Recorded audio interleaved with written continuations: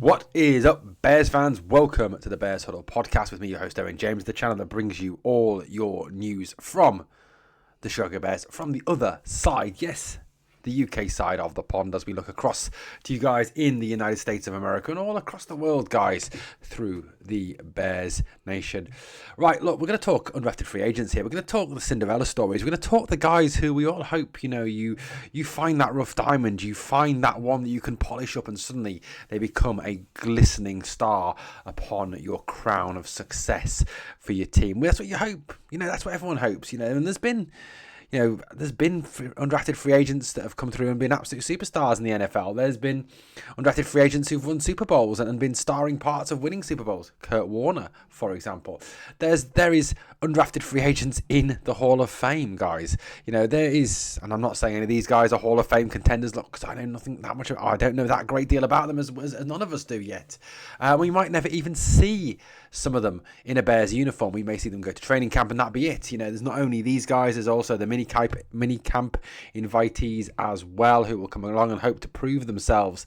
But an interesting list, and I think there's no kind of secret that a lot of these guys that have perhaps been included have either been included as depth pieces, competition pieces, or because they're still seen as been a weakness on the Bears roster in that position. You look at the running back, Dion Henkins from Texas State. You look at the edge rushers, Jeremy Robinson, and Javier Carlton from California.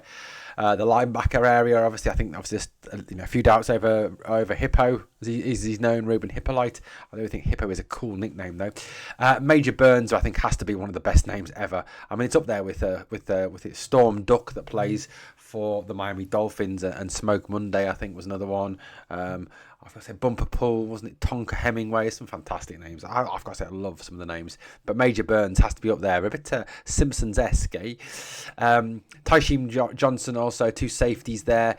So there's players there that could potentially fill gaps or offer depth pieces in key positions that the Bears maybe, as a fan base, we feel haven't been fully addressed. Obviously, like I said, the running back position or the edge rusher position.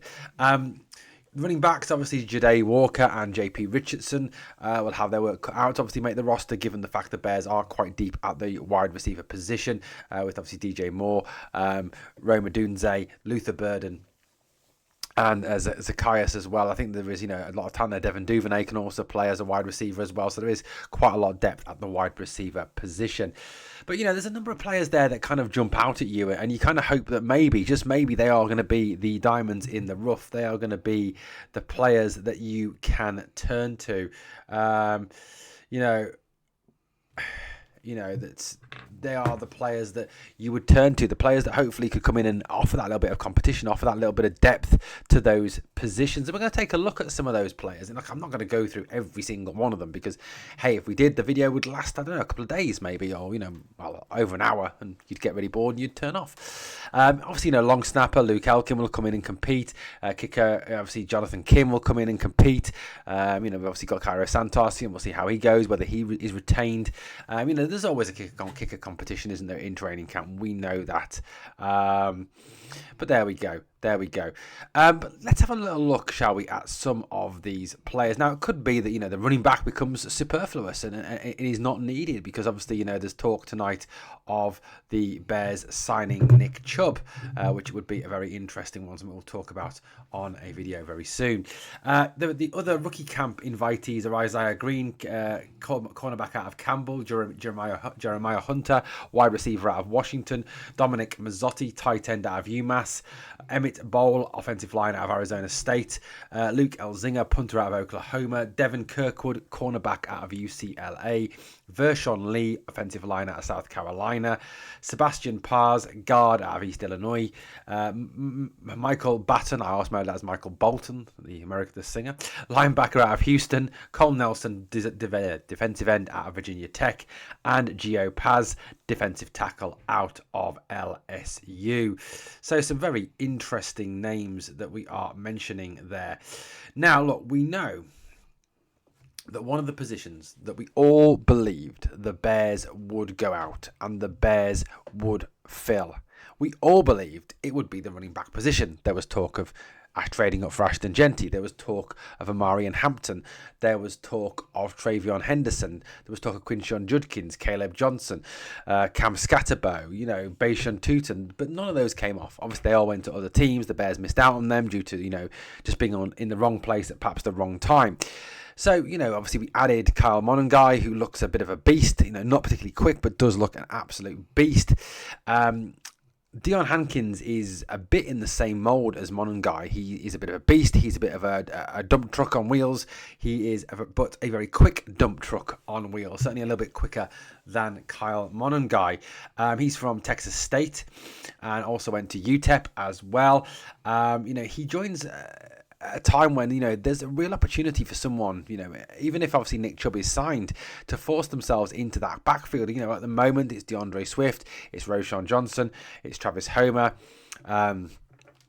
It is obviously Kyle Monangai. They're the four kind of guys in possession. And, as Ben Johnson said, you've got to earn your place on the roster, no matter who you are or who you may think you are.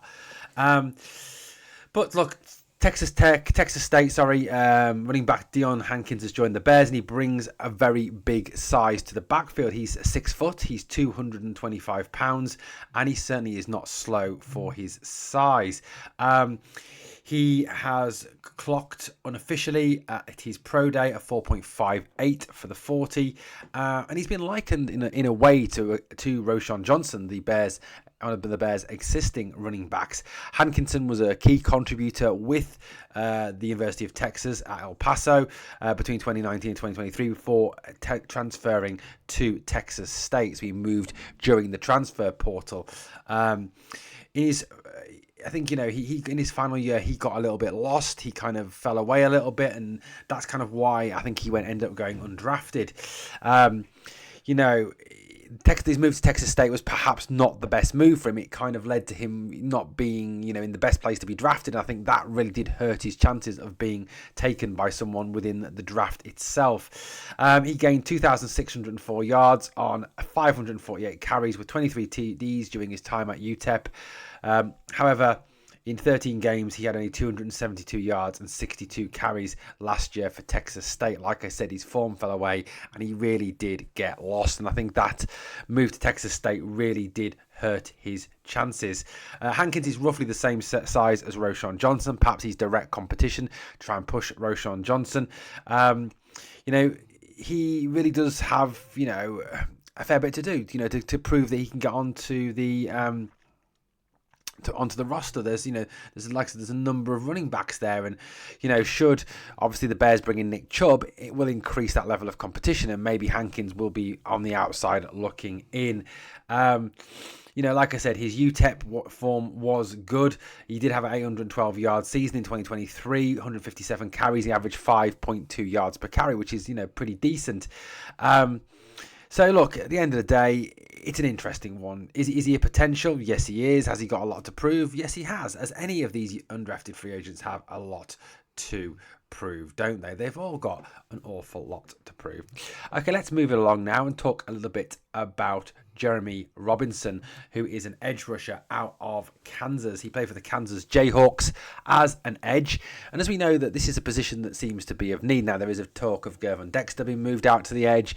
There's talk of I think Tyler Booker has been moved out, obviously being an edge. There's talk even of possibly Shamar Turner playing as an edge next season. So there is talk of a number of Bears players already on the roster and those that have been drafted being moved to the edge.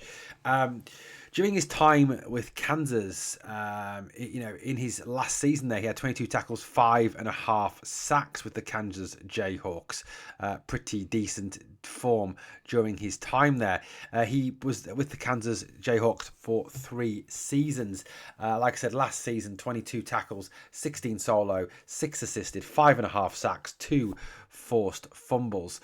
In the season before that, in 2023, he had 25 tackles, 23 solos, 2 assisted, 4.5 sacks, 3 sacks the season before that. So, in his last 3 years at Kansas, he recorded 13 sacks, pretty decent form during his time there, and 4 forced fumbles. He is a big old unit. He's 6'3", he's 255 pounds, quite quick as well.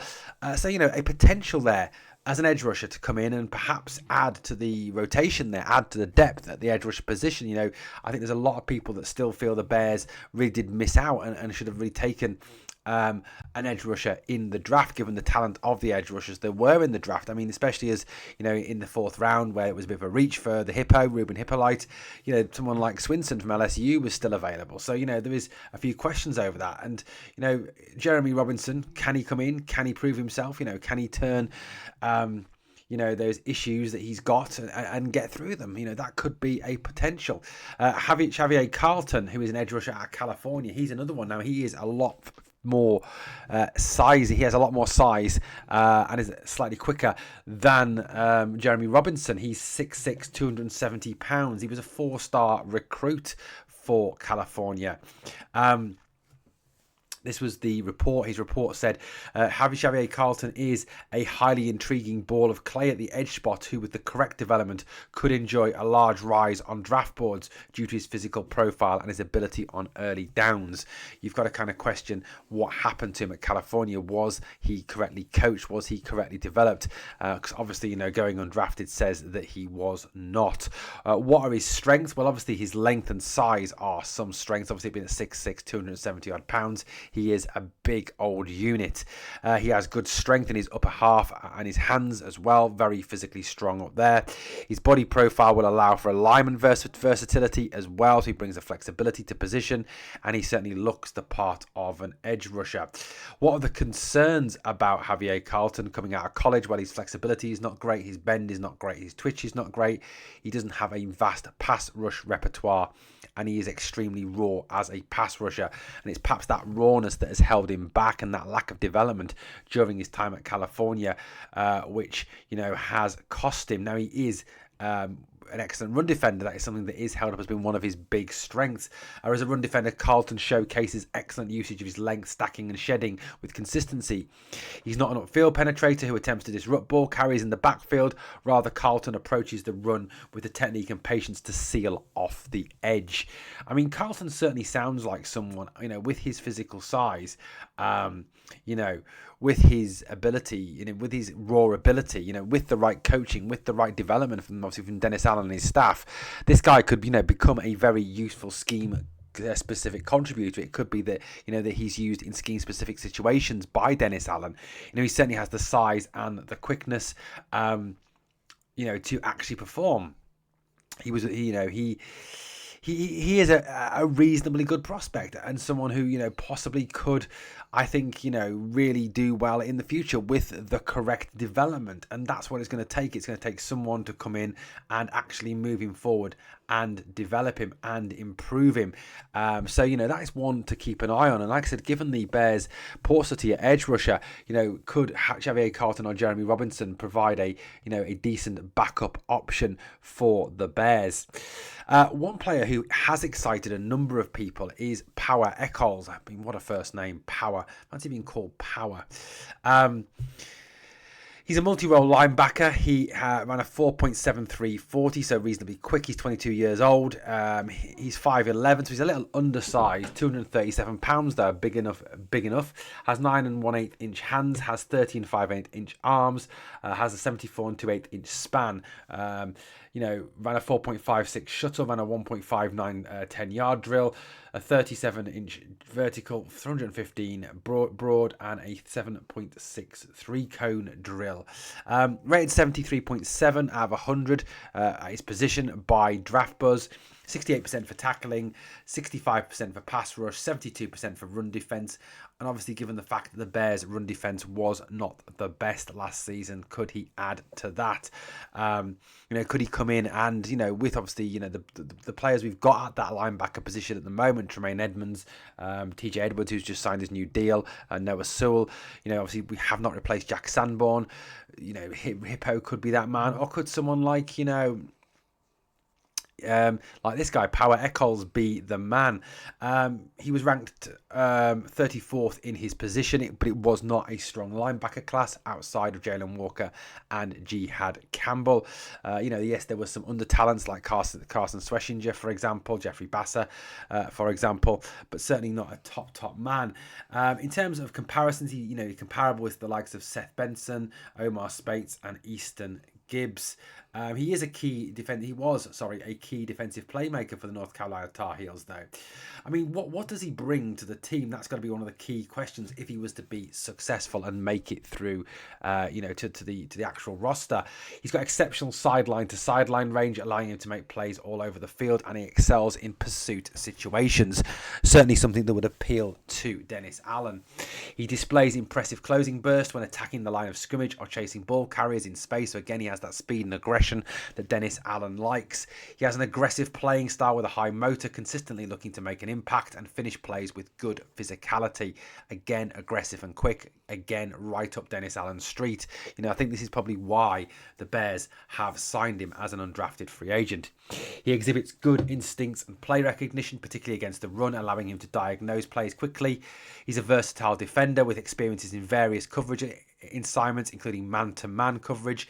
So man coverage, something again that Dennis Allen likes. An effective blitzer with the quickness to shoot gaps and create pressure in the backfield. Shows awareness and ability to read quarterbacks' eyes. He's also a special teamer, so something that could stand him in good stead with getting onto the roster is his special teams skills. What are his weaknesses? What I would prefer to call his development points. Undersized for a traditional NFL linebacker, which can lead to struggles when taking on blocks from offensive linemen. So it's shedding that block, it's getting through, which is an issue. So, power, moves, coaching needed there. Lacks ideal play strength at the point of attack, sometimes getting overwhelmed by larger blockers in the run game. Tackling technique needs refinement as he tends to rely on his athleticism rather than proper form, leading to missed tackles. So again, coachable, improvable. Can be over-aggressive at times. Can anyone be over-aggressive? With Dennis Allen, biting on play action or misdirection, leaving his assigned gap responsibility. So again, that's all down to coaching. Limited length may hinder his ability to consistently defeat blocks, make plays at traffic in the next level. I don't think you're bringing this guy in to be a starter. You're not bringing this guy in to be your linebacker one. That will be the likes, obviously, of Tremaine Edmonds. It will be TJ Edwards. Those guys will be the ones that are the linebacker ones, but this certainly could be a scheme specific fit, a special teams guy, a supplementary guy. I mean, his name's great, Power Eckles. Another guy just to pick up just because he's got an awesome name is Major Burns. I've got to say, I love his name. Absolutely love his name. He top guy, 6'2", 207 pounds, safety. Again, this is a position of need. Obviously, with Jaquan Brisker going into a career year, I think there will be a deal on the table for Jaquan Brisker if he can stay healthy through this season and perform to the levels that we know he can. So what did Major Burns do? Well, he ran a 4.5340, a 2.620. He's a decent guy. He's quick. He has his strengths. He has his weaknesses. Of course, he does, like any player. He is a player who obviously played for LSU, so played for one of the major college programs. Again, this could be someone who comes in and does a job for the Bears. It could be a scheme fit, a rotation piece, a special teams guy. Or it could be the next great thing. We don't know. So there's every sort of possibility there to look at this and kind of say, look, at the end of the day, none of us really know. None of us really know what is going to happen with these guys. None of us know what we're actually getting. You're taking a fly, aren't you, when you kind of look for these undrafted free agents? You really, really do. So he was projected to go in the 300. So, he was never projected to go highly in this draft. Certainly not. But, he has potential. He certainly has potential. A lot of analysts say he has got potential to be a draft, to be a kind of a rotation piece. That's what I think a lot of people see him as. I don't think anyone sees him as being an outstanding starter. He's a long, lean, big-framed defensive back prospect, narrow through the core, but broad-shouldered, angular, athletic build that should support quality bulking as well. So he's a guy who could do with bulking up and being particularly adding a bit more muscle to his frame. I think, he needs to improve his lateral mobility, his fluidity. But, I think with the right coaching, he's someone that perhaps could develop and could become something, for the Bears or for wherever he does at the end of the day end up. I don't know. None of us really, like I said, none of us really know what these guys are, who they are, what we're going to get with them. They could realistically turn into anything, couldn't they?